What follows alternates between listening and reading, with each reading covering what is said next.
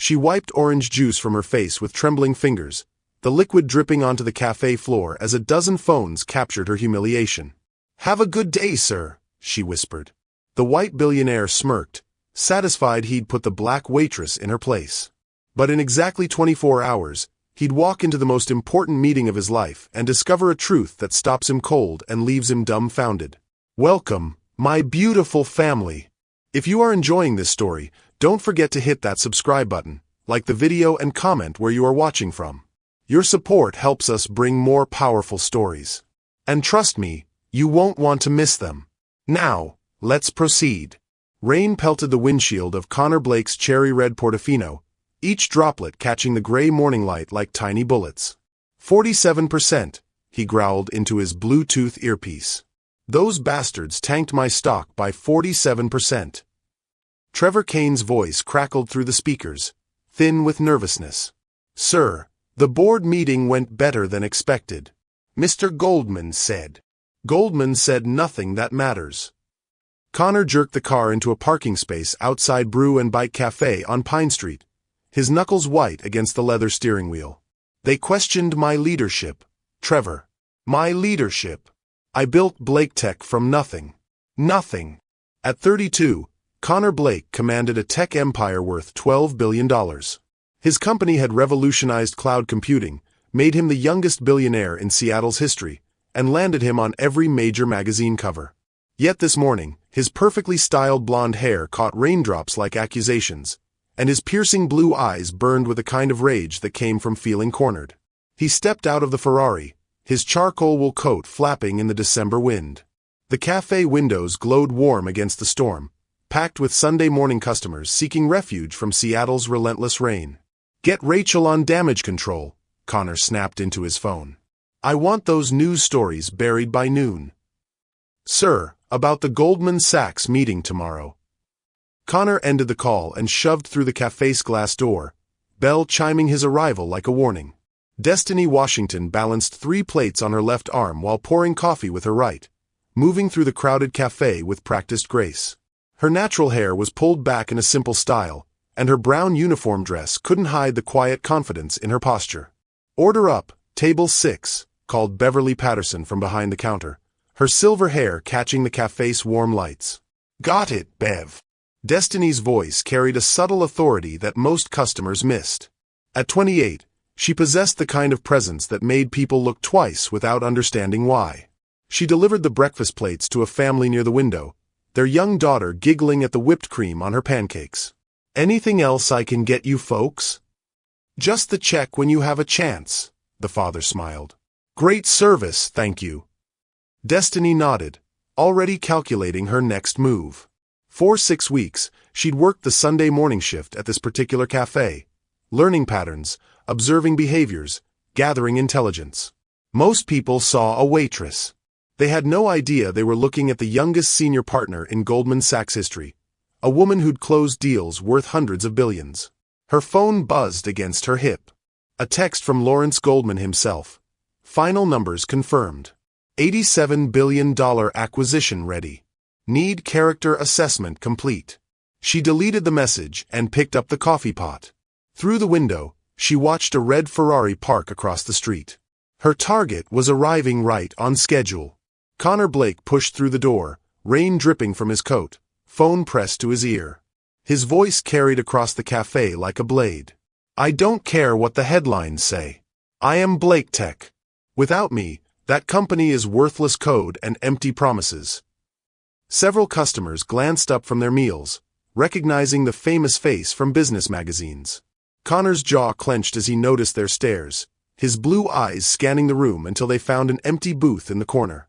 Destiny watched him stride across the cafe, noting the tension in his shoulders, the way his free hand clenched and unclenched. 6 weeks of observation had taught her his patterns. Bad meetings made him cruel. Financial pressure made him dangerous. Today, both had converged. She grabbed a menu and approached his table, her expression neutral but alert. Everything about this moment had been planned, calculated, prepared for. The merger documents sat in her briefcase 3 miles away, waiting for tomorrow's meeting. But first, She needed to confirm what kind of man Connor Blake really was when he thought nobody important was watching. "Good morning," she said, setting the menu down gently. "Can I start you with some coffee?" Connor looked up from his phone, his gaze sliding over her dismissively. She wasn't a person to him. She was furniture with a voice. Black coffee. Strong. He returned to his call without another glance. Destiny nodded and walked away, her trained eye cataloging every detail. The way he'd looked through her rather than at her. The casual dismissal in his tone. The assumption that she existed solely for his convenience. Just like the others warned me, she thought, pouring coffee from the fresh pot Beverly had prepared. He sees uniforms, not people. She carried the cup back to his table, where Connor was ending another heated phone conversation. "Here's your coffee, sir." She set it down carefully, noting how he still hadn't made eye contact. "Fine." Connor waved her away like shooing a fly, then immediately called out, "Actually, wait." Destiny turned back, her expression patient. "Bring me the breakfast special. Eggs over easy, wheat toast, no butter." Connor's voice carried the tone of someone accustomed to instant obedience. "And make sure the eggs aren't runny. Last time they were disgusting." "Of course, sir. I'll make sure the kitchen knows." As she walked toward the counter, Destiny's mind raced through the intelligence she'd gathered. 6 weeks of watching Connor Blake had revealed a pattern. He treated service staff like they were invisible until he needed something, then like they were incompetent until they proved otherwise. Every interaction confirmed what the Goldman Sachs behavioral assessment had predicted. Narcissistic personality with sociopathic tendencies, she recalled from the psychological profile. Views human relationships as transactional. Requires constant validation. But tomorrow's merger would require more than psychological profiles. It demanded character assassination so complete that Connor Blake would have no choice but to accept Goldman Sachs terms. Or watch his empire crumble. She placed his order with Danny Rivers, the 20-year-old busboy who doubled as a short-order cook on busy mornings. "Table 12 wants eggs over easy, wheat toast, no butter," she told him. "And Danny, make sure everything's perfect." That's Connor Blake. Danny's eyes widened. The tech guy. The one from all the magazines. The very one. He's having a bad morning already. And it's about to get much worse, Destiny thought, watching Connor through the service window as he barked orders into his phone. The viral video would surface by evening. The board would see their CEO's true character in high definition. And tomorrow morning, she'd walk into that boardroom with enough ammunition to reshape the entire deal. Connor Blake thought he was grabbing coffee after a difficult board meeting. He had no idea he was about to hand Goldman Sachs the perfect weapon to destroy him. Connor's third phone call in 20 minutes had left his voice hoarse with fury. The breakfast plate sat untouched before him, eggs congealing as he paced the narrow space beside his booth. "Rachel, I don't want excuses. I want solutions." His free hand gestured wildly, nearly knocking over his coffee cup. "Stock down 47% because those investors think they can question my vision." Destiny approached with fresh coffee, moving carefully through the crowded cafe. Sunday morning customers filled every table, families enjoying pancakes, couples sharing newspapers, college students hunched over laptops. The warm buzz of conversation created a cocoon of normalcy that Connor's escalating anger was beginning to shatter. "More coffee, sir?" she asked quietly, noting how his face had flushed red during the call. Connor held up one finger without looking at her, continuing his tirade into the phone. "Goldman Sachs thinks they're doing me a favor with this merger? I built Blake Tech with my bare hands while those suits were playing golf." Several nearby customers glanced over, their conversations faltering.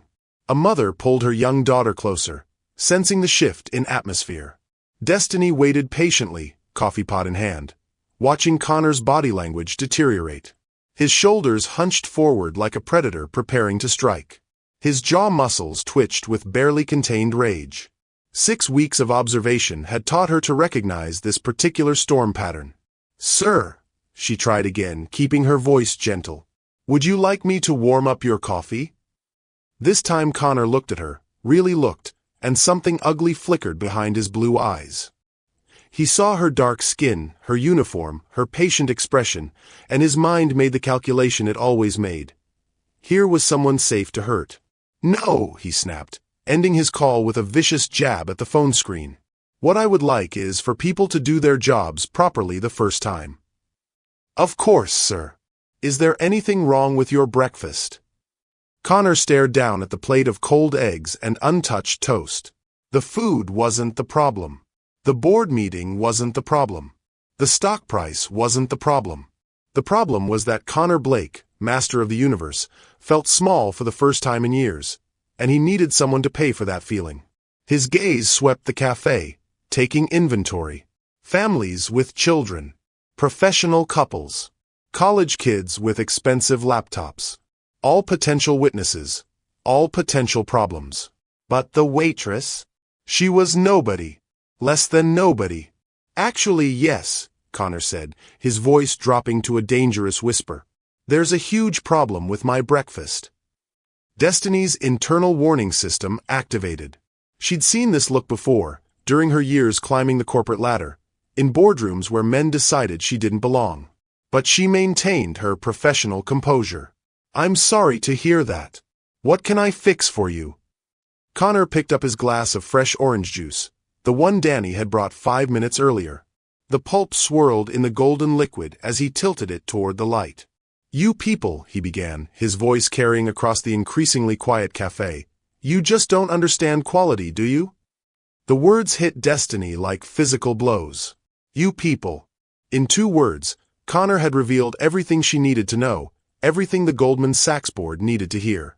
But the rational part of her brain, the part that had negotiated billion-dollar deals, urged caution. "I apologize if the service hasn't met your expectations," she said carefully. "Let me get Beverly, our manager." "No." Connor stood up, his 6-foot frame towering over her. "You're going to learn right now what happens when you don't know your place." The cafe had gone completely silent. Conversations died mid-sentence. Coffee cups paused halfway to lips. Even the espresso machine seemed to hold its breath. "He's going to do it," Destiny realized with crystal clarity. "He's actually going to do it." She could have stopped it. One word about her real identity, one mention of Goldman Sachs, and Connor would have backed down instantly. But stopping it would ruin everything. 6 weeks of careful intelligence gathering, months of merger preparation, the perfect opportunity to expose his true character to the world. Instead, she stood perfectly still and let it happen. Connor raised the glass of orange juice high above her head, his blue eyes blazing with righteous fury. "This is what you get for not knowing your place." The orange juice cascaded down in slow motion, soaking through her hair, running down her face in sticky rivulets, staining the front of her brown uniform. The cold liquid shocked her system, but she didn't flinch, didn't cry out, didn't give him the satisfaction of seeing her break. The cafe erupted. "Oh my God!" A woman's voice, sharp with outrage. Did he just... A man's voice, disbelieving. "Someone call the police." Another voice, angry and clear. Phone cameras appeared like magic, a dozen different angles capturing Connor's satisfied smirk as orange juice dripped from Destiny's chin onto the cafe floor. The clicking of camera shutters mixed with gasps of horror and muttered curses. Beverly Patterson emerged from behind the counter, her face white with shock. "Sir, you need to leave. Now." But Connor wasn't finished. He leaned down until his face was inches from Destiny's, his voice a venomous whisper meant to carry. "That's what happens when you forget that some of us matter and some of us don't. Maybe next time you'll remember to serve your betters with a little more respect." Destiny wiped orange juice from her eyes with the back of her hand, her movements deliberate and controlled. When she spoke, her voice was steady, professional, devastating in its quiet dignity. "Have a good day, sir." 4 words. No anger. No tears. No reaction at all beyond those 4 words delivered with the kind of grace that comes from knowing exactly who you are, regardless of who other people think you are. Connor straightened up, his expression shifting from satisfaction to confusion. This wasn't the reaction he'd expected. Where was the crying? The begging? The acknowledgement that he was right, that she was nothing? "That's it," he demanded. That's all you have to say? Destiny looked at him for a long moment, orange juice still dripping from her hair. Around them, the cafe held its breath, cameras recording, witnesses frozen in disbelief. Have a good day, sir, she repeated. Then she turned and walked toward the back of the cafe with measured steps, her head held high, leaving Connor standing alone in a circle of horrified silence. Jake Morrison, a regular customer who'd been reading the Sunday paper, stood up slowly. You're disgusting, he said loudly enough for everyone to hear. Absolutely disgusting. She's just a waitress, Connor protested, but his voice lacked conviction. The faces staring at him weren't convinced. They were appalled. She's a human being, said the mother who'd pulled her daughter closer. And you're a monster. Connor looked around the cafe, seeing his reflection in dozens of phone screens, all of them recording, all of them broadcasting his humiliation of Destiny to the world. For the first time, doubt crept into his voice. You don't understand. I'm Connor Blake. I'm worth $12 billion. I built an empire. And you just destroyed it, Beverly Patterson said quietly, her hand on her own phone. Security footage, customer phones, and my personal guarantee that this video will be everywhere by tonight. Get out of my cafe. Connor threw a $100 bill on the table, as if money could somehow undo what had just happened. But the damage was done, recorded in high definition from multiple angles, ready to circle the globe at the speed of social media. He pushed through the crowd of disgusted customers, their voices following him to the door. Racist pig. Hope someone puts you in your place. Karma's coming for you. The Ferrari's engine roared to life, but Connor sat in the driver's seat for a long moment, staring at the cafe windows. Inside, he could see Destiny talking calmly with Beverly, other staff members bringing her towels, customers approaching to offer support. She looked composed, unbroken, like she was exactly where she was supposed to be. For the first time in his life, Connor Blake wondered if he'd made a terrible mistake. But she's just a waitress, he told himself as he pulled into traffic. Just a waitress. 12 hours later, the video would have 20 million views. 24 hours later, Connor Blake would learn exactly who that waitress really was. In the cafe, Destiny accepted a clean towel from Danny and began methodically wiping orange juice from her face. Beverly hovered nearby, her expression a mixture of concern and barely contained rage. Honey, are you okay? Do you want to file a police report? Press charges. I'm fine, Destiny said quietly, catching her reflection in the bathroom mirror. Orange pulp clung to her hair, and her uniform was ruined, but her eyes remained steady, calculating, satisfied. Everything had gone exactly according to plan. Her phone buzzed with a text from Lawrence Goldman. Board meeting moved to 9 a.m. All major news outlets requesting comment. Are you ready? Destiny deleted the message and returned to the dining room, where customers were still processing what they'd witnessed. Several approached her with offers of support, business cards, connections to lawyers. Thank you, she told each one. Really? But I'll be fine. Better than fine, she thought, watching the Ferrari disappear into Seattle traffic. Connor Blake just handed me everything I need to destroy him. The merger documents in her briefcase would remain unchanged. The financial terms were already favorable to Goldman Sachs. But now she had something infinitely more valuable than leverage. She had justice. And tomorrow morning, when Connor Blake walked into that boardroom expecting to save his company, he would discover that the worthless waitress he'd humiliated held his entire future in her perfectly manicured hands. Connor Blake's penthouse apartment overlooked Elliott Bay from the 42nd floor, its glass walls offering a panoramic view of Seattle's gray winter skyline. He stood in his marble bathroom, splashing cold water on his face, trying to wash away the memory of what had happened at the cafe. She deserved it, he told himself for the dozenth time. Uppity waitress needed to learn her place. But the image wouldn't leave his head. Her calm brown eyes. The way she'd wiped juice from her face without breaking. Those 4 words. Have a good day, sir. No anger. No tears. Just dignity that made his victory feel hollow. His phone buzzed constantly on the granite countertop. Text after text. Call after call. Connor ignored them all, focusing instead on his reflection in the mirror. Blonde hair perfectly styled. Blue eyes clear and determined. The face that had graced Forbes magazine covers, Businessweek features, TED Talk stages. He was Connor Blake. He was untouchable. The doorbell chimed, echoing through the vast apartment. Connor pulled on a fresh white shirt and walked to the entrance, expecting to find Trevor with damage control updates. Instead, Rachel Foster stood in the hallway, her usually composed face flushed with panic. His head of public relations clutched a tablet against her chest like a shield. "We need to talk. Now." Rachel pushed past him into the living room, her heels clicking against the polished concrete floors.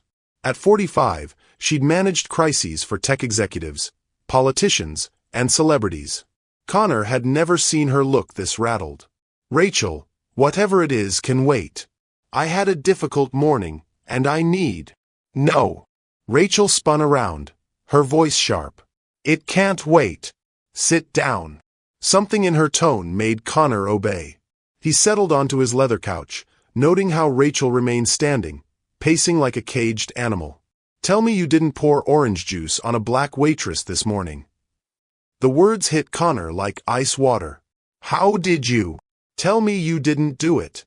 Connor's jaw tightened. "She was disrespectful. I put her in her place. End of story." Rachel closed her eyes, her face going pale. When she opened them, Connor saw something he'd never seen before. Fear. "Connor, you're trending on Twitter. #1. Worldwide." She held up the tablet, and Connor's stomach dropped. The screen showed a video thumbnail, him standing over Destiny, orange juice cascading down her face. The caption read, "Racist billionaire attacks black waitress. Watch this monster's meltdown." 17 million views. And climbing. "This is impossible," Connor whispered, grabbing the tablet. "Nobody knew who I was. It was just some cafe. Jake Morrison knew who you were. He's got 2 million TikTok followers. Beverly Patterson, the cafe owner?" She posted the security footage on Facebook. It's been shared 400,000 times in 3 hours.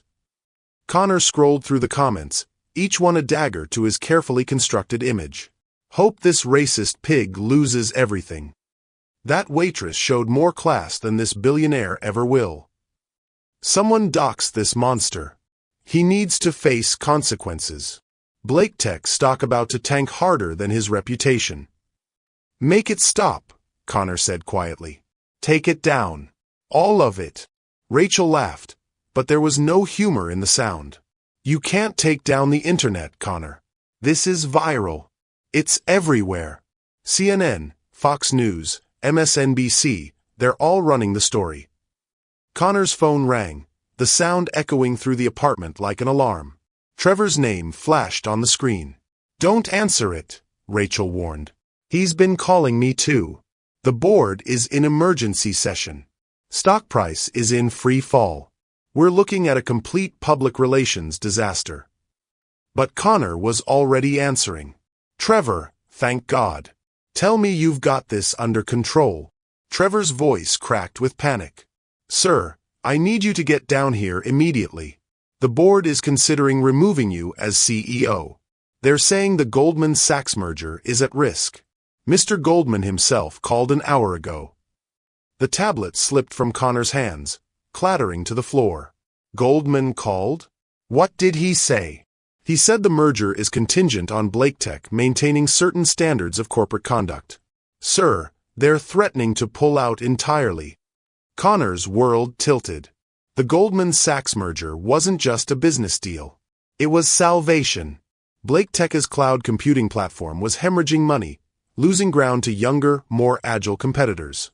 Without Goldman's $87 billion acquisition, the company would collapse within 18 months.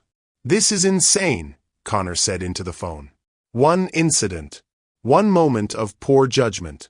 They can't destroy my entire life over one moment." "Sir," Trevor's voice was barely audible, "it's not just one incident anymore. People are digging. They found the harassment lawsuit from 2019 that we settled. The discrimination complaint from your former assistant. The video of you yelling at that parking attendant last year." Connor ended the call and hurled the phone against the wall, where it exploded into plastic fragments. Rachel didn't flinch. "You need to make a statement," she said. "Full apology. Express genuine remorse. Promise to enter sensitivity training. Donate to civil rights organizations. Complete image rehabilitation. Apologize." Connor's voice rose to a roar. Apologize for what? For expecting decent service?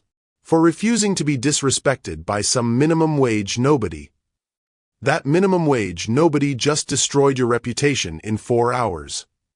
Connor began pacing, his mind racing.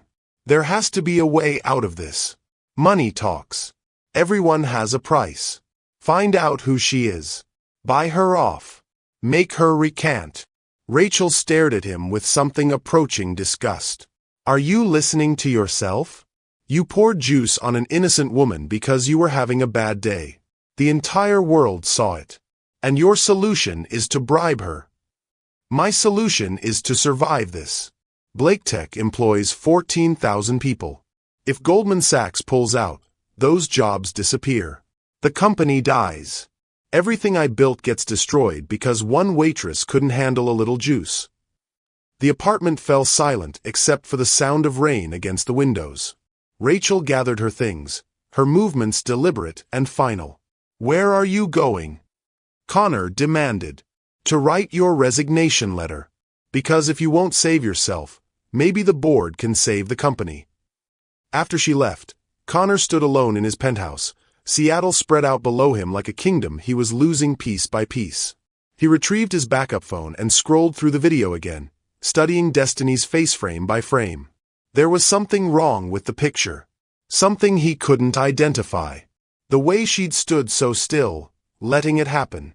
The complete absence of surprise in her eyes. Like she'd been expecting it. Like she'd wanted it to happen. No, Connor thought. That's impossible. She's just a waitress. Just a nobody who got lucky with her 15 minutes of fame. But doubt gnawed at him like acid. Meanwhile, across town, Destiny sat in her actual office on the 35th floor of the Goldman Sachs building, still wearing her juice-stained uniform. The view from her window showed the same Seattle skyline Connor was contemplating, but from a different angle, a different perspective. Lawrence Goldman sat across from her desk, his expression a mixture of admiration and concern. At 62, he'd built Goldman Sachs into a global powerhouse through careful planning and ruthless execution. He understood exactly what Destiny had accomplished. 17 million views and climbing, he said, scrolling through his phone. CNN wants an interview. The Seattle Times is running a front-page story. Blake Tech stock is down 63%. "And the merger?" Destiny asked, toweling orange pulp from her hair. "Delayed pending further review of Blake's fitness as CEO. The board is in chaos. 3 major investors have already pulled out." Lawrence paused, studying her face. "You knew this would happen. You planned it." "I gathered intelligence," Destiny corrected. Connor Blake revealed his character. "I simply documented it. By letting him humiliate you in public." Destiny's phone buzzed with another interview request, which she declined. Sometimes you have to be willing to take a hit to land the perfect punch. Connor Blake just handed us complete control over this merger. Lawrence leaned back in his chair, his expression thoughtful. "He'll fight back. Men like Blake don't accept defeat easily. He'll try to discredit you, paint you as an opportunist or a gold digger. He might even try to buy you off. Let him try." Destiny's voice carried the quiet confidence of someone who'd already won. "Tomorrow morning, I walk into that boardroom as the senior partner handling the biggest merger in Goldman Sachs history. Connor Blake walks in as a disgraced CEO whose company is hemorrhaging value by the hour. And then, Destiny smiled, the first genuine smile she'd allowed herself all day. Then I give him a choice.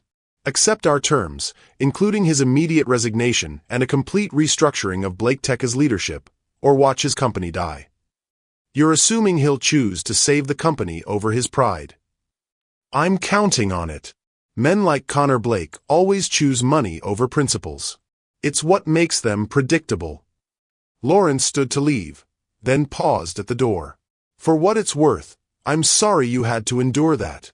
No one should be treated the way he treated you. Destiny touched her hair, still damp with orange juice. It was necessary. Connor Blake needed to show his true face to the world.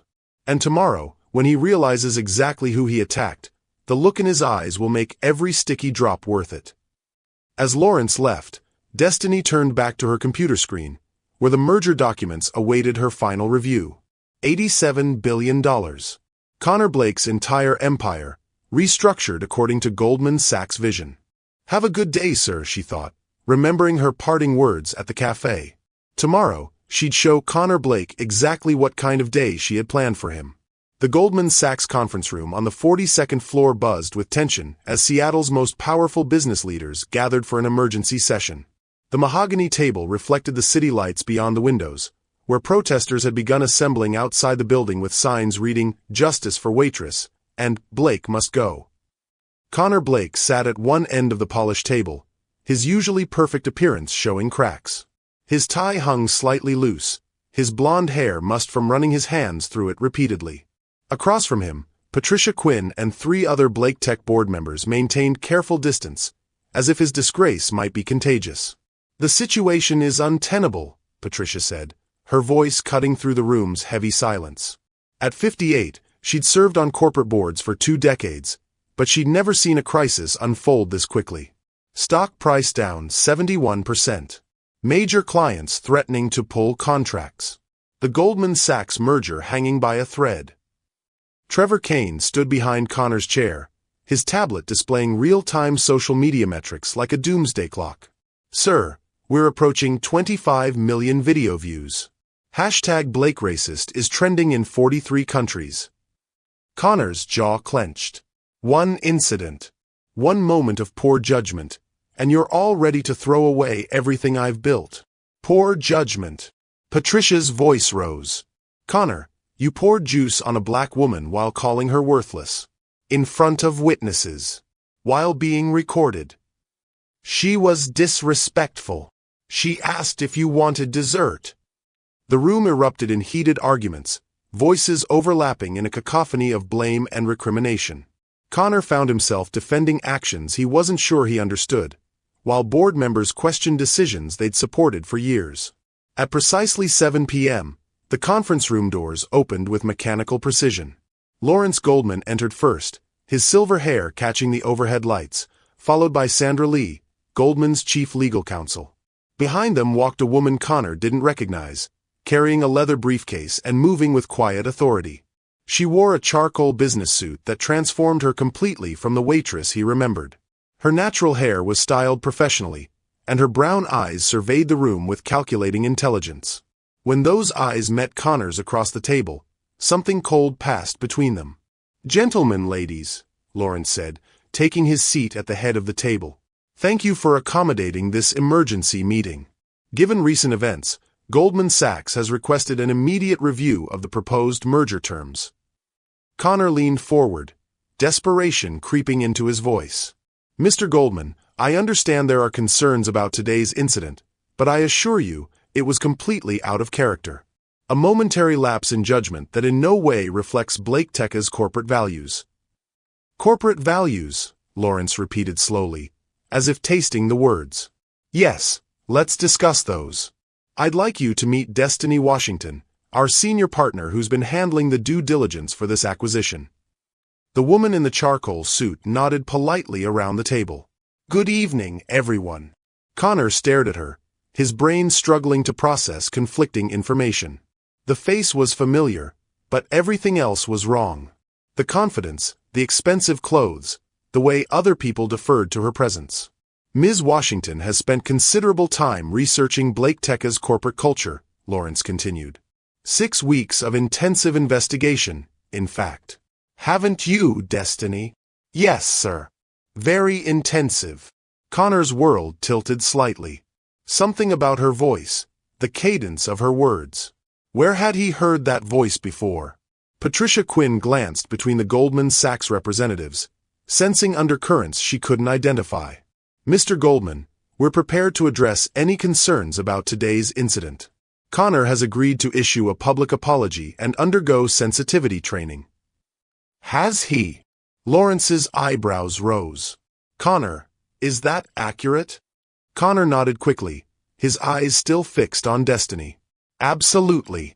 Whatever it takes to move forward with this merger. Destiny opened her briefcase and withdrew a thick folder. Before we discuss apologies, perhaps we should review some of my research findings.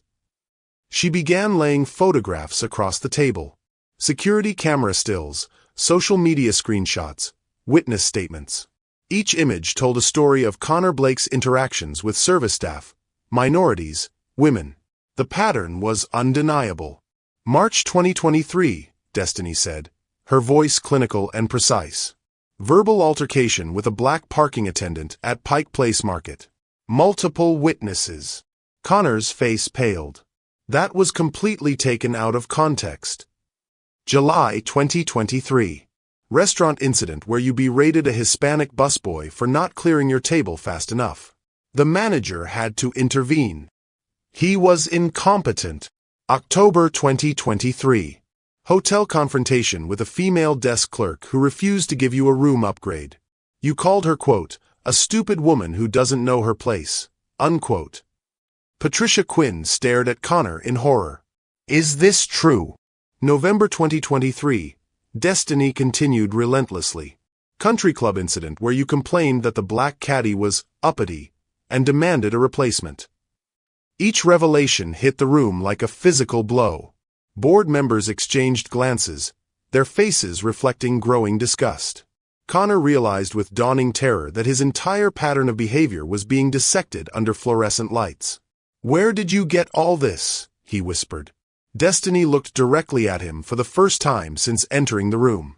Thorough research, Mr. Blake. Due diligence requires understanding the character of the people we're considering as partners.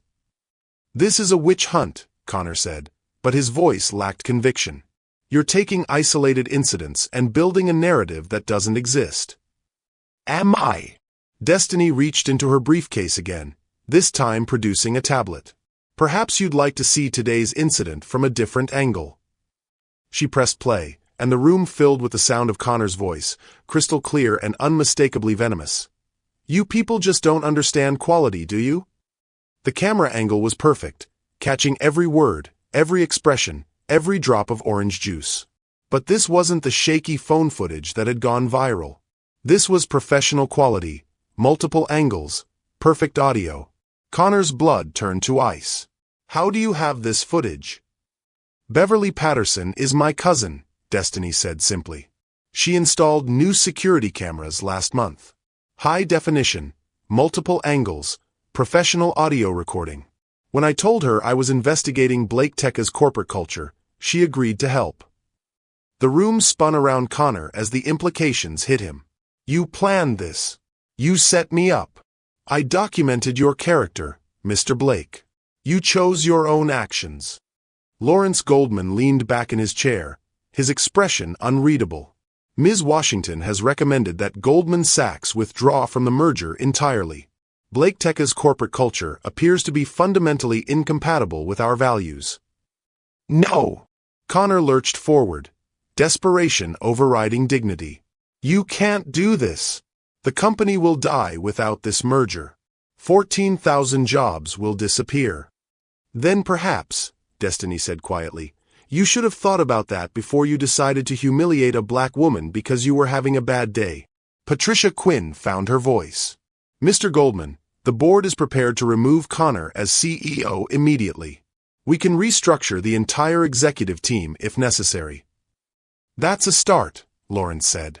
But the damage to Blake Teka's reputation may be irreversible. The viral video has been seen by 50 million people worldwide. Every major news outlet is covering the story. This isn't just a PR problem anymore. It's a brand toxicity issue. Connor looked around the table at faces that had once shown him respect, admiration, even fear. Now he saw only disgust, disappointment, and calculation. These people were already writing his corporate obituary. There has to be a way to fix this, he said, his voice barely above a whisper. Some kind of rehabilitation program. Community service. A charitable foundation. Anything. Destiny watched him beg, noting the way his arrogance had crumbled into pathetic desperation. This was the moment she'd planned for, the intersection where his pride would collide with his survival instincts. There might be one option, she said carefully. The room held its breath. Connor's blue eyes locked onto hers like a drowning man grabbing for a rope. What option? Complete restructuring. You resign as CEO immediately and permanently. Blake Tech's board is reconstituted with Goldman Sachs oversight. All hiring and promotion practices are reviewed by independent auditors. And you personally fund a $50 million diversity and inclusion program. Connor's face went white. $50 million? And resign permanently. That's corporate suicide.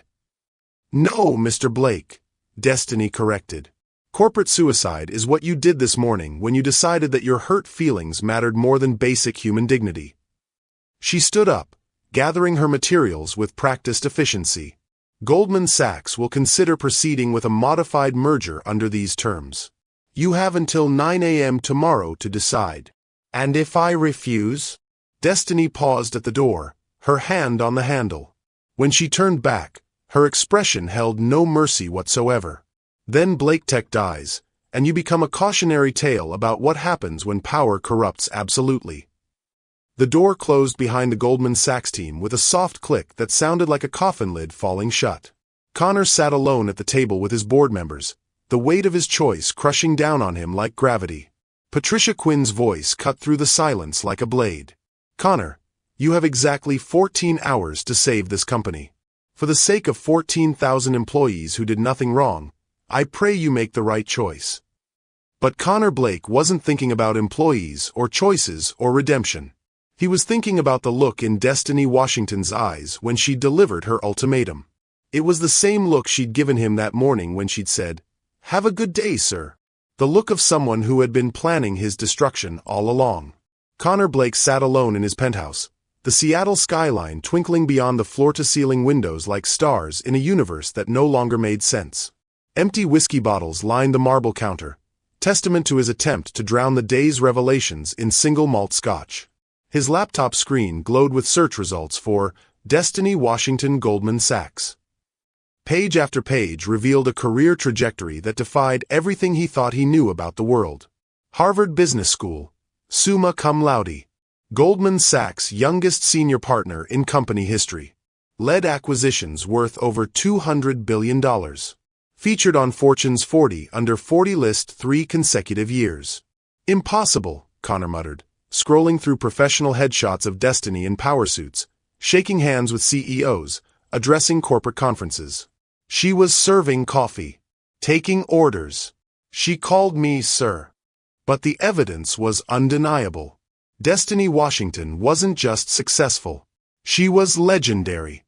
A financial prodigy who'd revolutionized merger strategy. A woman whose recommendations could make or break multinational corporations. The woman he'd humiliated with orange juice controlled more wealth than some countries. Connor's phone buzzed with another call from Trevor, which he ignored. Instead, he opened a new browser window and searched deeper, looking for anything that might explain how he'd become trapped in this nightmare. What he found made his blood freeze. Seattle Times, November 3, 2024. Goldman Sachs announces major West Coast expansion. Senior partner Washington to lead Seattle operations. November. She'd been in Seattle for 6 weeks, exactly the time frame she'd mentioned for her investigation. But why Blake Tech? His company was successful, profitable, growing. Why target him specifically? Connor kept searching, following digital breadcrumbs that led deeper into Destiny's past. Harvard academic records showed a thesis on predatory corporate behavior and systematic workplace discrimination. Her early career had focused on hostile takeovers of companies with poor diversity records. She's a crusader, Connor realized aloud. A social justice warrior with a Goldman Sachs expense account. But there had to be more. People didn't orchestrate elaborate undercover operations without personal stakes. Connor's drunken mind struggled to piece together the puzzle, following instincts honed by years of corporate warfare. He found the answer buried in a 3-year-old legal document that mentioned Destiny Washington as a character witness in a discrimination lawsuit. The plaintiff's name made Connor's heart stop. Angela Washington versus Pinnacle Financial Group. Angela Washington. Same last name. Same intelligent eyes in the court filing photograph. Same quiet dignity in her expression. Connor's hands shook as he clicked through the case details. Angela Washington, a senior accountant at Pinnacle Financial, had filed suit against CEO Bradley Patterson for sexual harassment and racial discrimination. The case had been settled out of court for an undisclosed amount, but not before Angela's career was destroyed. Character witness statements painted a picture of systematic abuse. Patterson had called Angela uppity for questioning financial discrepancies. He'd touched her inappropriately during meetings. He'd told investors she was a diversity hire who didn't know her place. The same phrases Connor had used that morning. "Oh God," Connor whispered, understanding flooding through him like ice water. "She's her sister." He found Angela's obituary 6 months later. Heart attack at 34. No husband, no children. Survived only by her younger sister, Destiny Washington, senior partner at Goldman Sachs. The pieces crashed together in Connor's alcohol-soaked brain. Destiny hadn't chosen Blake Tech randomly. She'd been hunting him specifically, drawn by reports of his behavior toward employees. The cafe job, the patient intelligence gathering, the perfect setup. All of it designed to expose him the same way Bradley Patterson had been exposed. Except Patterson had survived his scandal. His company had weathered the storm. Connor's empire was crumbling in real time. "Thanks. That's exactly what I needed to hear." Connor ran a hand through his disheveled hair. "Why are you here? Come to gloat. Watch me grovel before the big meeting." Destiny settled onto his leather couch, her posture relaxed but alert. "I came because I couldn't sleep either." Guilty conscience? Something like that. She picked up one of his crumpled apology attempts, smoothing out the wrinkled paper. "You're trying to write your way out of this. Isn't that what people do? Apologize when they screw up. Depends on whether they mean it." Destiny's eyes met his across the coffee table. "Do you mean it, Connor?" The use of his first name caught him off guard. "Not Mr. Blake. Not sir. Just Connor, spoken without contempt or calculation." "I don't know," he admitted, slumping into the chair across from her. "I've been sitting here for hours, trying to figure out what I'm supposed to feel. Sorry. Angry. Humiliated. All of the above. What do you actually feel?" Connor studied her face, searching for tricks or traps. But Destiny's expression held only genuine curiosity, as if she really wanted to understand his perspective. "Confused," he said finally. "Yesterday morning I was Connor Blake, master of the universe. By lunchtime I was a viral villain. Tonight I discover the waitress I humiliated is actually more successful than I am, and she's been hunting me because I remind her of the man who killed her sister." "Destroyed her sister," Destiny corrected gently. "Angela died of heartbreak, but Bradley Patterson broke her heart." "Same result." Connor's voice carried unexpected bitterness.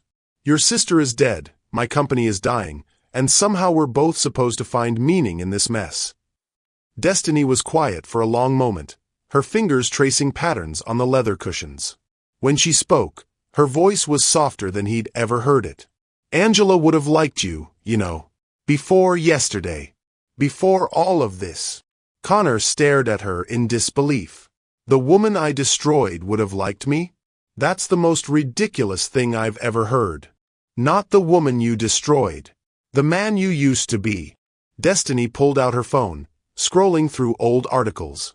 "I did research beyond your pattern of abuse, Connor. I know about the scholarship fund you started for underprivileged kids interested in technology.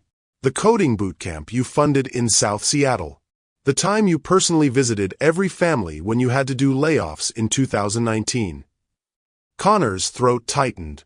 Those weren't public relations stunts. Those were private choices, personal convictions that nobody was supposed to know about. How did you find out about those things? The same way I found out about your pattern of abuse. Thorough investigation. Destiny set down her phone, her expression thoughtful. The man who started that scholarship fund understood that talent exists everywhere, but opportunity doesn't. That man would never have poured juice on a waitress. So what happened to him? Power happened. Success happened. The world told you that you were special, and you started believing it. You stopped seeing other people as people and started seeing them as supporting characters in the Connor Blake story. The words hit him like physical blows, not because they were cruel, but because they were true. Connor remembered the exact moment when deference had stopped feeling like politeness and started feeling like his due. When "sir" had transformed from courtesy to acknowledgement of his superiority. Angela used to talk about that, Destiny continued. How success could poison people. She said the most dangerous moment in anyone's career was when they stopped being grateful and started feeling entitled. She sounds wise. She was. Brilliant, funny, kind. She saw the best in everyone until Bradley Patterson taught her that not everyone deserved her faith. Connor walked to the window, staring out at the Seattle skyline. Somewhere out there, people were waking up to jobs at Blake Tech, unaware that their CEO's arrogance had jeopardized their futures. Tell me about her, he said quietly. Destiny joined him at the window, their reflections overlapping in the glass. Angela was 5 years older than me. Raised me after our parents died in a car accident when I was 16. She worked 3 jobs to put me through Harvard, never complained, never asked for thanks. That's why you became so successful. You were trying to justify her sacrifice. I was trying to protect her. Build a world where brilliant women like Angela could thrive without being destroyed by insecure men. Destiny's voice caught slightly. I failed. They stood in comfortable silence, 2 people who'd spent the last 24 hours as enemies discovering unexpected common ground. The city spread below them, beautiful and complex and indifferent to their pain. I have a sister too, Connor said suddenly. Kate. She's a teacher in Portland. Husband, 3 kids, happy life. I haven't talked to her in 2 years. Why not? Because she told me I was becoming someone she didn't recognize. Said success was turning me into a stranger. Connor's laugh held no humor. I told her she was jealous of my achievements. That she couldn't understand the pressure of running a billion-dollar company. Was she right? About everything. Kate saw what was happening to me before I did. Before yesterday morning, I would have said I was the same person who started Blake Tech in my garage. Now I can't even remember what that person believed in. Destiny touched his arm gently, the first human contact they'd shared without hostility. He believed in possibility. In using technology to solve problems and create opportunities. That man still exists, Connor. He's just buried under years of ego and entitlement. How do you know? Because you're here. At 4 in the morning, trying to figure out how to save your employees' jobs. The purely selfish Connor Blake would be in the Cayman Islands by now, transferring assets and planning his exit strategy. Connor looked down at her hand on his arm, surprised by how much that simple gesture meant. When was the last time someone had touched him with genuine compassion rather than calculation? Destiny, I need you to know something. What I did yesterday, what I said, it wasn't really about you. It was about me feeling small and powerless, and I took that out on someone I thought couldn't fight back. I know. I saw your uniform and made assumptions. Racist assumptions. I dehumanized you because it made me feel better about my own failures. I know that too. Then why are you here? Why aren't you home celebrating the destruction of another Bradley Patterson? Destiny moved away from the window, settling back on the couch. When she looked at him, her eyes held a sadness that made his chest ache. Because destroying you won't bring Angela back. And because the man who funded that coding boot camp deserves a chance to find his way home. Connor felt something crack inside his chest, a wall he'd built around his heart over years of corporate warfare. I don't know if I can find that person again. Then maybe we can find him together. Together!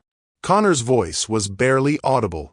After everything I've done, you'd help me? Angela always said that people deserved second chances if they were willing to do the work. Destiny's smile was tentative but genuine. Are you willing to do the work, Connor? He thought about his sister Kate, about the employees depending on him, about the man he'd been before success had poisoned him. The choice felt monumental and simple at the same time. Yes, he whispered. God help me, yes. Destiny nodded, pulling out her phone. Then we have 5 hours to rewrite the merger proposal. Not Goldman Sachs terms or your terms, but something that serves everyone. You'd do that? Risk your career to help the man who humiliated you? I'd risk my career to honor the woman who raised me. Angela believed in redemption. Connor. In the possibility that people could change, grow, become better versions of themselves. As dawn broke over Seattle, Connor Blake and Destiny Washington sat side by side at his dining table, rewriting the future of Blake Tech. Not as enemies or adversaries, but as two broken people trying to build something beautiful from the wreckage of their pain. For the first time in years, Connor felt hope. The most unexpected partnerships can emerge from the darkest moments.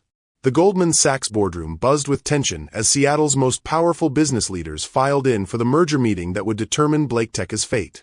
Connor Blake sat at the polished table, his appearance transformed from the broken man of 5 hours earlier. Clean-shaven, wearing a navy suit, he looked every inch the billionaire CEO, but his blue eyes held a humility that hadn't been there before. Destiny Washington entered with the Goldman Sachs team, her charcoal suit and professional demeanor giving no hint of the intimate conversation they'd shared at dawn. She took her seat across from Connor, their eyes meeting briefly before she opened her briefcase with practiced efficiency.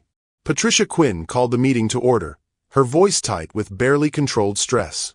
Ladies and gentlemen, we're here to discuss the proposed Goldman Sachs acquisition of Blake Tech, contingent on the resolution of recent events surrounding our CEO's conduct. Lawrence Goldman adjusted his glasses, his expression unreadable. Before we proceed, I believe Mr. Blake has prepared a statement. Connor stood slowly, his hand steady despite the magnitude of the moment. The apology he and Destiny had crafted together felt authentic in a way his earlier attempts had not. Yesterday morning, I committed an act of racist violence against an innocent woman, he began, his voice carrying clearly across the room. I humiliated Destiny Washington because I was angry, frustrated, and looking for someone to blame for my own failures. There is no excuse for my behavior. No justification. No explanation that makes it acceptable. The room remained silent, faces around the table reflecting various degrees of skepticism and attention. I have spent my entire adult life believing that success gave me the right to treat others as less than human. Yesterday, Ms. Washington showed me what real strength looks like. She faced my cruelty with dignity, my hatred with grace, and my arrogance with the kind of character I can only hope to develop. Connor's voice grew stronger, more passionate. Blake Tech was built on the principle that technology should serve humanity, not the other way around. Somewhere along the way, I forgot that principle. I became exactly the kind of person our company was supposed to replace. He reached into his jacket, withdrawing a folded document. Effective immediately, I am resigning as CEO of Blake Tech. The board will select new leadership that reflects our original values of innovation, inclusion, and integrity. Gasps echoed around the room. Patricia Quinn's eyes widened in shock. Connor, that's not what we discussed. It's what needs to happen. Connor's gaze found Destiny's across the table.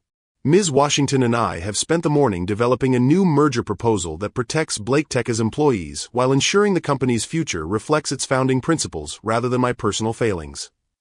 Lawrence Goldman leaned forward, his interest clearly piqued. What kind of proposal? Destiny stood gracefully, her movements confident and assured. Goldman Sachs will acquire Blake Tech for $87 billion as originally planned. However, the company will be restructured as a benefit corporation with a dual mission: technological innovation and social responsibility. She began distributing copies of the revised proposal, her voice professional but warm. $50 million will fund diversity and inclusion programs. Another $50 million will establish the Angela Washington Foundation for Workplace Dignity and Respect. The remaining acquisition funds will be used to expand Blake Tech's community outreach programs. Sandra Lee, reviewing the documents, looked up with surprise. This proposal actually increases Goldman Sachs' investment while reducing projected profits. Why would we agree to these terms? Because sometimes doing the right thing matters more than maximizing returns, Destiny replied simply. Connor watched faces around the table, seeing calculation replace skepticism. The proposal was generous, almost impossibly so. But it represented everything he'd hoped BlakeTech could become before ego had corrupted his vision. Lawrence Goldman set down his copy, his expression thoughtful. Ms. Washington, this proposal differs significantly from your original recommendation. Yesterday you advised complete termination of merger discussions. Yesterday I believed Mr. Blake was incapable of change. This morning's conversation proved me wrong. Suddenly, the conference room door burst open with enough force to rattle the windows. Bradley Patterson strode into the room, his silver hair perfectly styled, his expensive suit tailored to perfection. Behind him walked Rachel Foster, Connor's former head of PR, her expression a mixture of triumph and malice. Well, well, Patterson's voice carried the smooth confidence of a man accustomed to controlling rooms full of powerful people. What a touching reunion! The racist billionaire and the vengeful sister, working together to rewrite history. The temperature in the room seemed to drop 10 degrees. Destiny's face went pale, her professional composure cracking for the first time since Connor had known her. Connor stood protectively, his body language shifting into defensive mode. Patterson, you have no business here. This is a private meeting. Actually, I have every business here. Patterson moved to the head of the table, claiming space like a predator marking territory. Pinnacle Financial has been monitoring BlakeTech's situation with great interest. When your stock price collapsed yesterday, we acquired a 37% stake in your company. Patricia Quinn's face went white. That's impossible. We would have been notified of any major stock purchases. Not when they're made through shell companies and offshore accounts, Rachel Foster said, her voice dripping with satisfaction. Mr. Patterson has been planning this acquisition for months. Yesterday's incident simply accelerated our timeline. Connor's world tilted as the implications hit him. You orchestrated this. The viral video, the media attention, the stock collapse. You were waiting for me to self-destruct. I didn't need to orchestrate anything, Patterson laughed, the sound like breaking glass. Men like us always destroy ourselves eventually. I simply positioned myself to profit from your inevitable fall. Destiny found her voice, though it shook with barely contained rage. You killed my sister, destroyed her life because she threatened your criminal enterprise. And now you want to profit from her memory. Your sister was a troublemaker who couldn't accept her place in the corporate hierarchy, Patterson replied coldly. Just like you, apparently. The Angela Washington Foundation? How deliciously ironic. I'll be shutting that down immediately once Pinnacle assumes control of BlakeTech. Connor stepped between Patterson and Destiny, his protective instincts overriding everything else. You're not taking my company. The Goldman Sachs merger prevents any hostile takeover. Does it? Patterson smiled with predatory satisfaction. Rachel, show them the real merger documents. Rachel Foster opened her briefcase and withdrew a thick folder, placing it on the table with theatrical precision. These are Goldman Sachs' actual merger terms, negotiated 3 days ago. Complete acquisition contingent on Blake's removal and Pinnacle Financial's participation as a minority partner. Lawrence Goldman's face flushed red with anger. That's impossible. We never negotiated with Pinnacle Financial. You negotiated with Lawrence Goldman, Patterson corrected. But I am Lawrence Goldman's superior at Goldman Sachs, New York. The real Lawrence Goldman. Your Seattle colleague has been operating under limited authority this entire time. The room erupted in chaos. Voices raised in anger, confusion, and disbelief. Connor stared at the man he'd thought was Lawrence Goldman, seeing a stranger for the first time. You're not Goldman? Connor whispered. Lawrence Rothschild, Goldman Sachs Seattle office director, the man replied quietly. I've been trying to protect both of you from exactly this situation. Destiny's professional mask shattered completely. You used me. Used my pain, my sister's memory, to set up some elaborate corporate raid. I used your predictable emotional responses, Patterson corrected. You've spent 3 years hunting men like Connor Blake, convinced that destroying us would honor your sister's memory. All I had to do was point you in the right direction and wait for the explosion. Connor felt everything he'd fought to build crumbling around him. Not just his company, but the fragile connection he'd forged with Destiny, the hope for redemption he'd discovered in their dawn collaboration. The merger proposal we wrote, he said numbly. The foundation, the benefit corporation structure. Worthless paper, Patterson dismissed. Pinnacle Financial will strip Blake Tech's assets, sell off the valuable intellectual property, and liquidate the rest. 14,000 employees will lose their jobs, but the shareholders will profit handsomely. Destiny stared at Connor across the table, her eyes filled with betrayal and devastation. You knew. You had to know this was coming. I didn't know anything. Connor's voice broke with desperate sincerity. Destiny, you have to believe me. Everything we talked about, everything we planned, it was real. Was it? Or were you just buying time, finding another way to manipulate me? No. God, no. Destiny, please. But she was already gathering her things, her movements mechanical and defeated. I should have known. Men like you, men like Patterson, you never really change. You just find new ways to cause pain. She moved toward the door, her professional armor reassembling itself with each step. But Connor could see the cracks, the places where hope had lived for a few brief hours before being crushed under the weight of cruel reality. Destiny, wait! She paused at the door, not turning around. Goodbye, Mr. Blake. I hope your 30 pieces of silver keep you warm. The door closed behind her with finality, leaving Connor alone in a room full of enemies and strangers.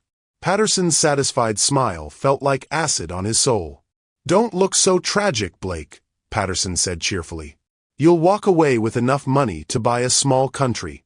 Your employees will suffer, but you'll be fine.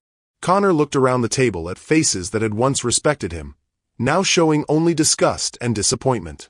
The merger documents lay scattered like broken dreams, their carefully crafted hope reduced to worthless paper.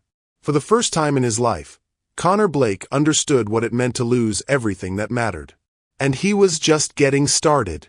Connor Blake stood alone in his office on the 38th floor of the Blake Tech building, staring at the city that no longer felt like home.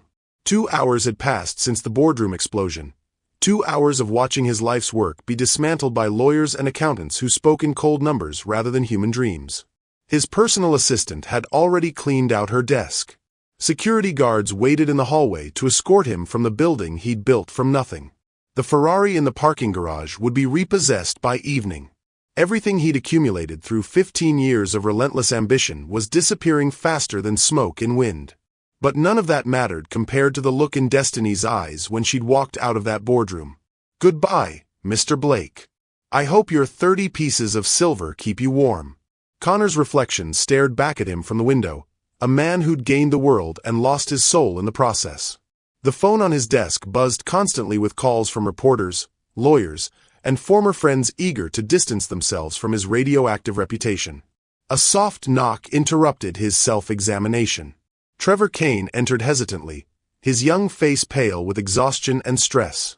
Sir, the legal team needs you to sign the asset transfer documents. Mr. Patterson is demanding immediate compliance with the takeover terms. Connor didn't turn from the window. What happens to the employees? Pinnacle Financial plans to eliminate 85% of current positions.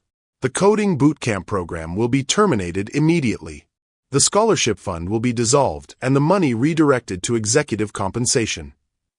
Every word hit Connor like a physical blow. 14,000 families would lose their income because of his arrogance. Hundreds of underprivileged kids would lose their chance at a better life because he'd chosen cruelty over compassion in a moment of weakness. There has to be something we can do, Connor said quietly.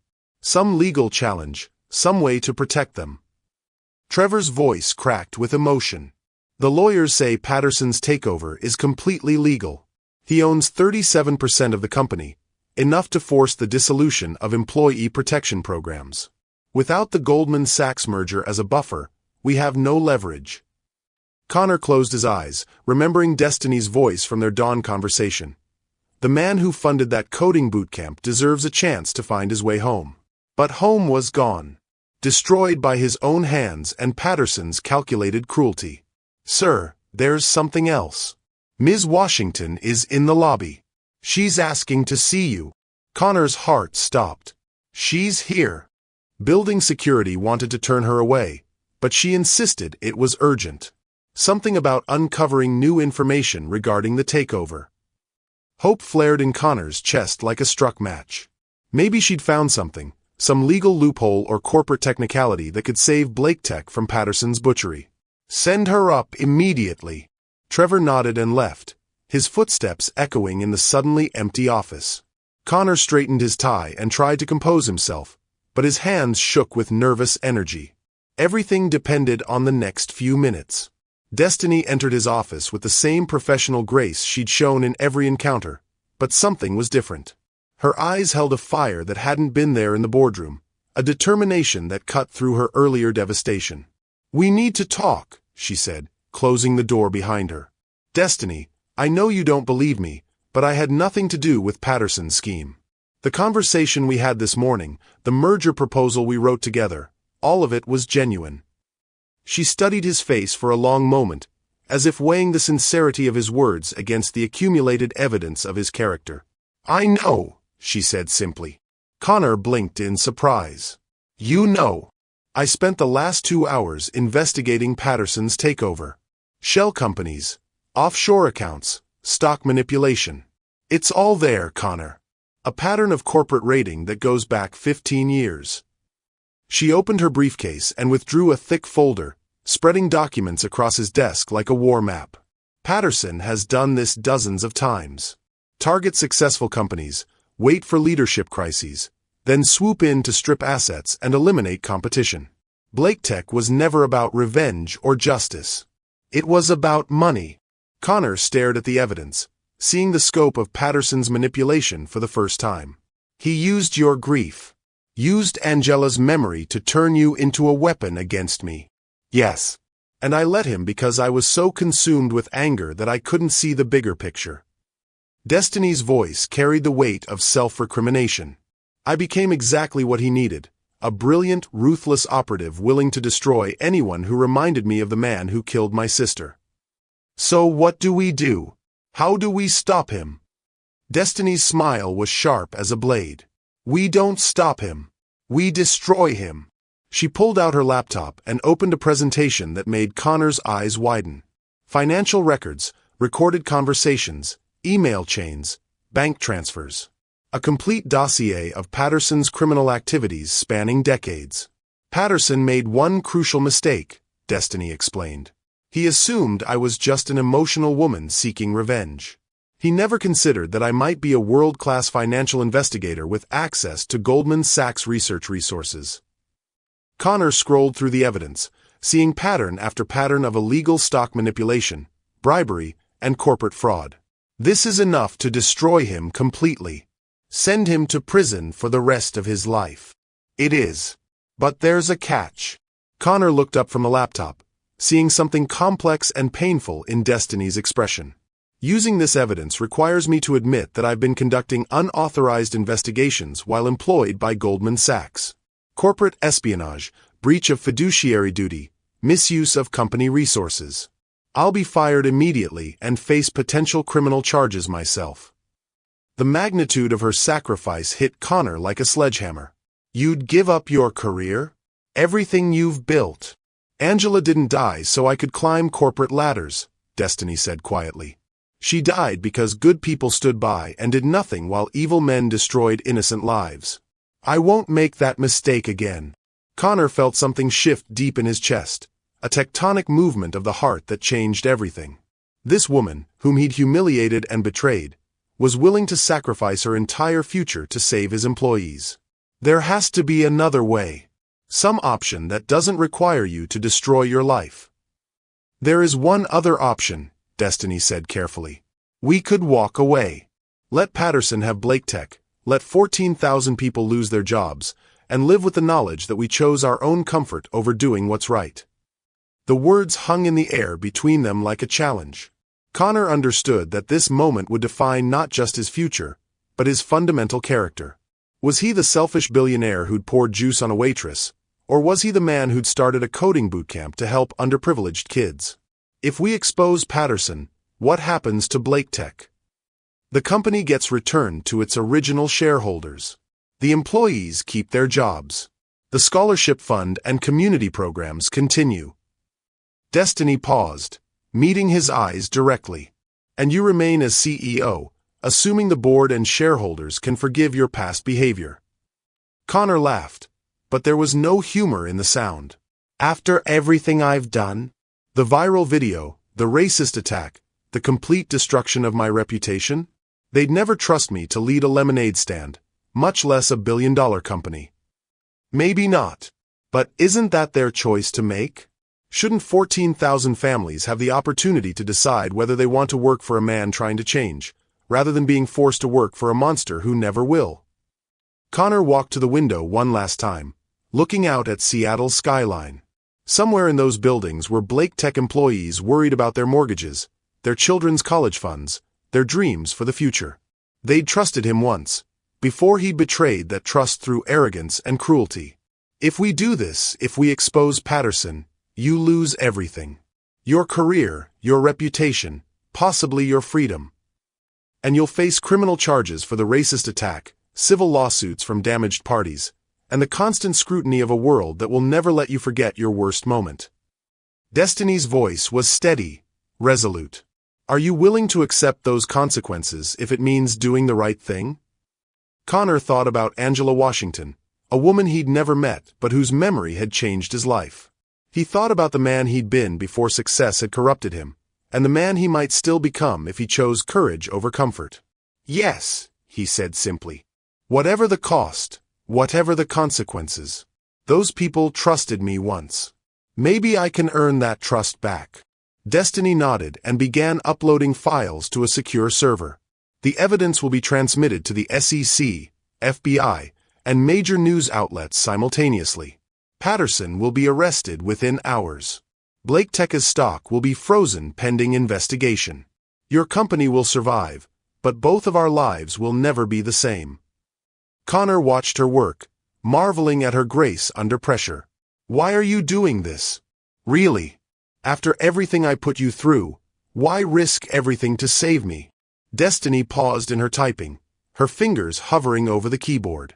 When she looked at him, her eyes held a sadness that made his heart ache. Because Angela always said that people deserved second chances if they were willing to do the work. And because the man who's willing to sacrifice his freedom for his employees' welfare is worth saving. She hit enter, and the evidence began its digital journey toward justice. In moments, Bradley Patterson's criminal empire would begin its collapse.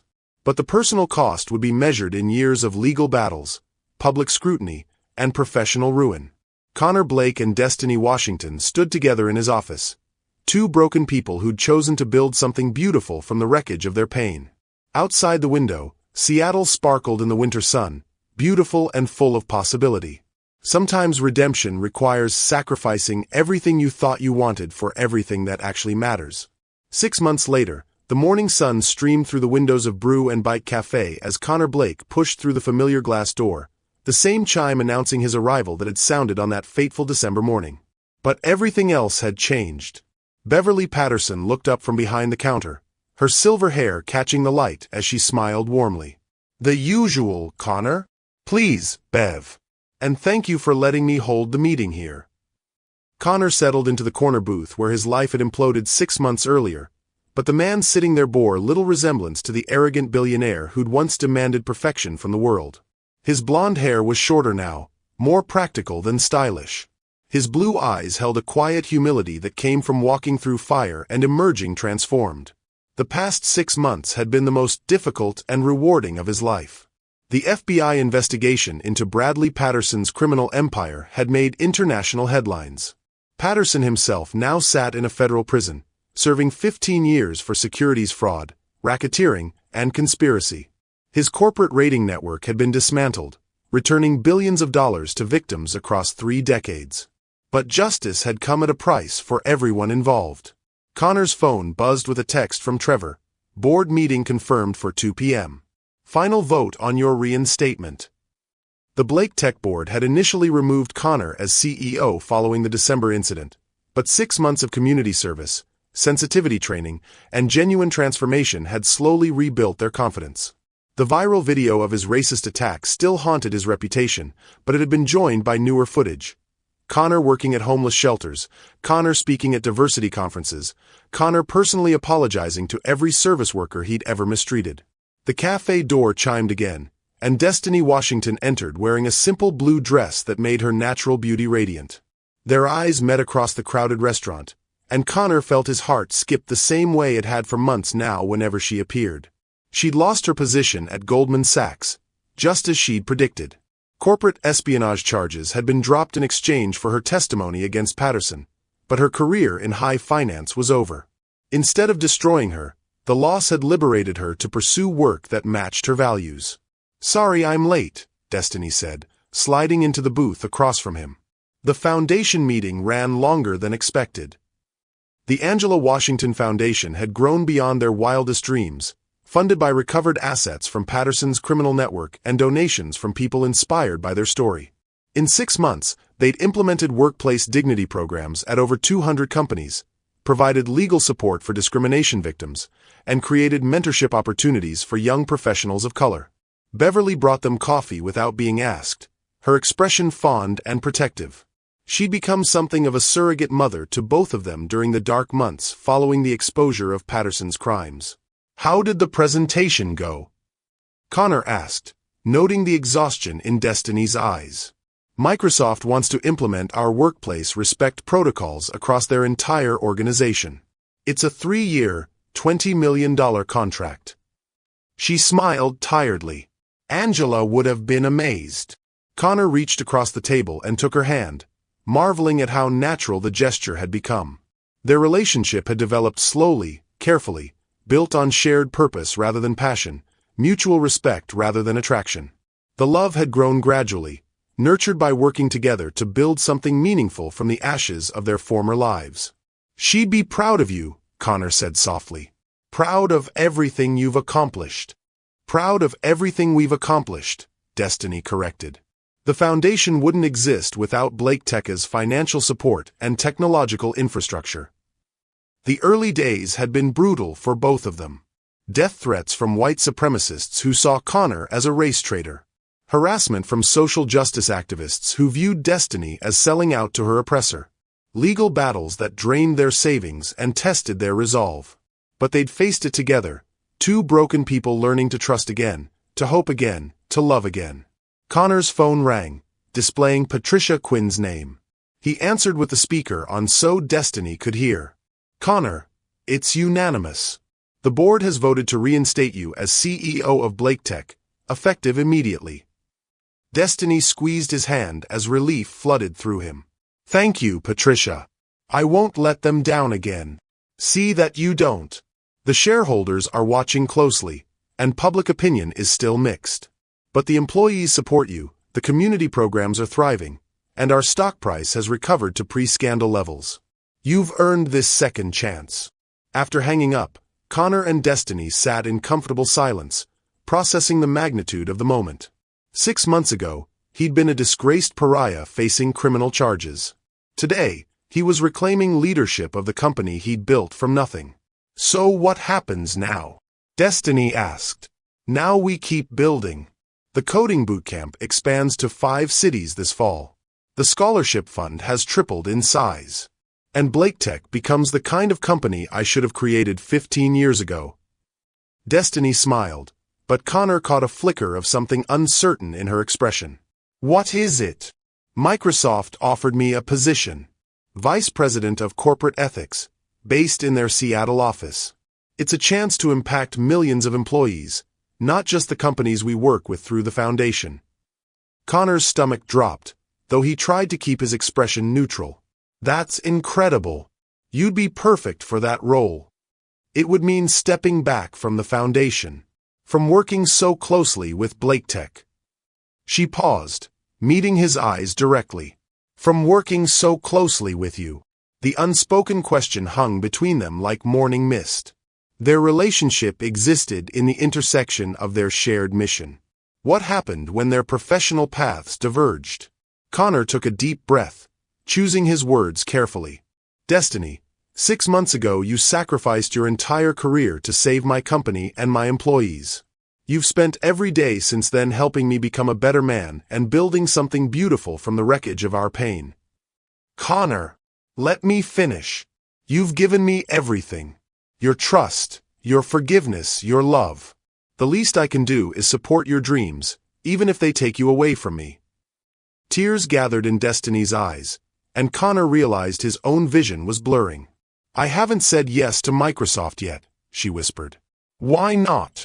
Because somewhere between that terrible morning in December and this moment right now, I fell in love with a man I never expected to exist. Not the billionaire CEO or the public figure seeking redemption, but Connor Blake. The guy who works homeless shelter kitchens on weekends. Who remembers the names of every Blake Tech employee's children. Who still can't believe that someone like me could love someone like him. Connor's throat constricted with emotion.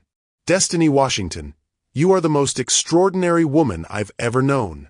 Brilliant, compassionate, strong enough to forgive the unforgivable and brave enough to build hope from heartbreak. He slid out of the booth and knelt beside the table, pulling a small velvet box from his jacket pocket. The cafe fell silent around them, other customers recognizing the magnitude of the moment.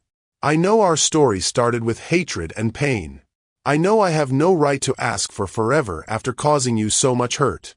But if you'll have me, I want to spend the rest of my life proving that love is stronger than prejudice, that redemption is possible, and that two broken people can build something beautiful together. Destiny's tears fell freely now as she stared at the ring, a simple diamond that caught the morning light like captured starlight. You're asking me to marry you in the same cafe where you poured orange juice on my head 6 months ago? I'm asking you to marry me in the place where my old life ended and our new life began. Where a woman with infinite grace showed a broken man what real strength looks like. Destiny laughed through her tears, the sound like music in the morning air. Yes, Connor Blake. Yes to forever, yes to Microsoft, yes to building something beautiful together even when our paths take different directions. Connor slipped the ring onto her finger as the cafe erupted in applause. Beverly wiped tears from her eyes behind the counter. Other customers raised their coffee cups in impromptu toasts. Even Danny Rivers, now the cafe's assistant manager, cheered from the kitchen. As Connor and Destiny embraced, their lips meeting in a kiss that tasted of coffee and forgiveness and infinite possibility, the morning sun painted everything golden.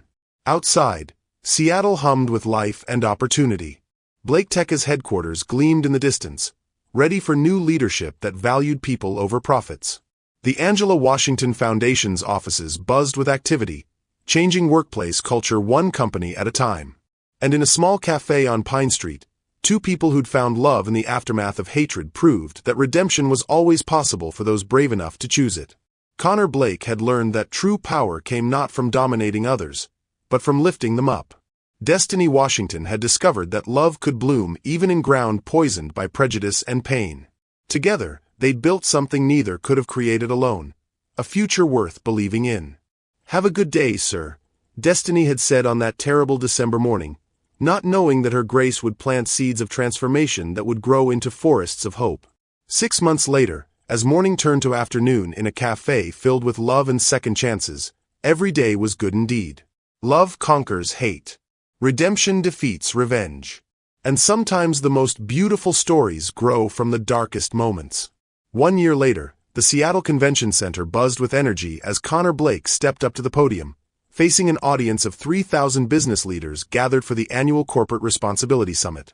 Exactly 1 year had passed since the morning that changed everything, and the date was not lost on anyone in the room. A year ago today, Connor began, his voice steady and clear, I committed an act of racist violence that was captured on video and seen by millions. I stand before you not as someone seeking sympathy, but as someone who learned that true leadership means accepting full responsibility for our failures and working every day to earn back the trust we've broken. In the front row, Destiny Blake smiled proudly, her new wedding ring catching the stage lights. They'd married 3 months earlier in a small ceremony at Brew and Bite Cafe, with Beverly Patterson officiating and Angela's photograph watching over them. The audience included faces that told the complete story of their transformation. Trevor Kane, now Blake-Teka's chief operating officer, had stood by Connor through the darkest months, helping rebuild the company culture from within. His loyalty had been rewarded with the promotion and respect he'd always deserved. Kate Morrison, Connor's sister, sat in the third row with her husband and children. She'd flown up from Portland the moment the news broke a year ago, not to condemn but to support. "I told you that you were becoming someone I didn't recognize," she'd said during those first difficult days. "Now I get to watch you become someone I'm proud to call my brother again." The legal consequences had been real and substantial. Connor had pled guilty to assault charges, served 60 days in county jail, and completed 500 hours of community service. The civil lawsuit filed by multiple advocacy groups had been settled for $15 million, with the money funding anti-racism education programs across Washington state. The media attention had been relentless but gradually shifted as Connor's actions spoke louder than his words. The viral video of the juice-pouring incident now appeared alongside footage of him working in soup kitchens, speaking at high schools about the dangers of prejudice, and personally delivering scholarship checks to underprivileged students. Public opinion had been slow to change, but change it did. A recent poll showed that 63% of Americans believed Connor's transformation was genuine, while 37% remained skeptical. Connor had learned to accept both responses with equal grace. "The hardest part," Connor continued his speech, "wasn't facing the legal consequences or the public humiliation. It was looking at myself in the mirror and accepting that I had become exactly the kind of person I'd once despised." Rachel Foster was notably absent from the audience, having fled to New York after her role in Patterson's scheme was exposed. She'd avoided criminal charges but found herself unemployable in the public relations field. Her betrayal had taught Connor the difference between loyalty and sycophancy. The Blake-Teka employees had been divided initially. Some called for Connor's permanent removal, while others argued for giving him a chance to prove his change was real. The turning point came during a company-wide meeting where Connor answered every question honestly, took full responsibility for his actions, and outlined concrete steps for cultural transformation. "I don't expect forgiveness," he'd told his employees that day. "I expect to earn it through actions, not words." The employee retention rate during the crisis had been remarkably high. 92% chose to stay and be part of the rebuilding process. The scholarship fund had expanded to support over 1,000 students annually. The coding bootcamp now operated in 12 cities, with plans for international expansion. "The Angela Washington Foundation," Connor said from the podium, "represents something my wife taught me, that our worst moments don't define us unless we let them. Angela Washington died because powerful men refused to see her humanity. The foundation exists to ensure that never happens again." Destiny had seamlessly balanced her Microsoft role with foundation oversight, creating innovative workplace dignity programs that had been adopted by Fortune 500 companies worldwide. Microsoft's workplace harassment incidents had dropped by 87% in the year since she joined their leadership team. The foundation had processed over 12,000 workplace discrimination complaints, achieving resolution in 91% of cases. More importantly, it had created a cultural shift where dignity and respect were becoming standard business practices rather than charitable afterthoughts. "My wife often says that redemption isn't a destination, it's a daily choice," Connor continued. "Every morning, I wake up and choose to be better than the man I was yesterday. Some days I succeed. Some days I fall short. But I never stop trying." In the audience, Beverly Patterson wiped tears from her eyes. The cafe had become an unexpected pilgrimage site for people seeking second chances, with visitors from around the world coming to see where love had triumphed over hatred. Danny Rivers had used his scholarship from the Angela Washington Foundation to complete business school and now managed 3 Brew and Bite locations across Seattle. His success represented everything the foundation hoped to achieve: opportunity creating transformation. The convention center erupted in sustained applause as Connor concluded his remarks. Standing ovations had become routine at his speaking engagements, but they still humbled him. A year ago, these same business leaders had been calling for his complete destruction. As he left the stage, Connor was surrounded by executives wanting to implement Blake Teka's diversity programs, journalists seeking interviews, and young professionals thanking him for proving that people could change. But the person who mattered most was waiting just off stage. Destiny, radiant in a red dress that matched her triumphant smile. "How do you think Angela would feel about today?" Connor asked, taking his wife's hand. Destiny looked out at the crowd of powerful people who'd been moved to examine their own behavior and create positive change in their organizations. "I think she'd say we turned her tragedy into triumph," Destiny replied. "And that's the most beautiful ending any story could have." As they walked out into the Seattle evening, past protesters who still occasionally gathered to denounce Connor and supporters who celebrated his transformation, they carried with them the knowledge that love had indeed conquered hatred. The viral video would never disappear from the internet. The racist attack would forever be part of Connor Blake's legacy. But it would not be the end of his story. Because some endings are actually beginnings, and some disasters are actually doorways to grace. And in a small cafe on Pine Street, where orange juice had once symbolized cruelty, the morning coffee now tasted like hope. Thank you for staying with me until the very end of this incredible journey. If this story touched your heart, wait until you see what's coming next. It's even more powerful and inspiring than you can imagine. So don't go anywhere. Click on that video showing on your screen right now to dive into another amazing story that will absolutely blow your mind. Trust me, you won't regret it.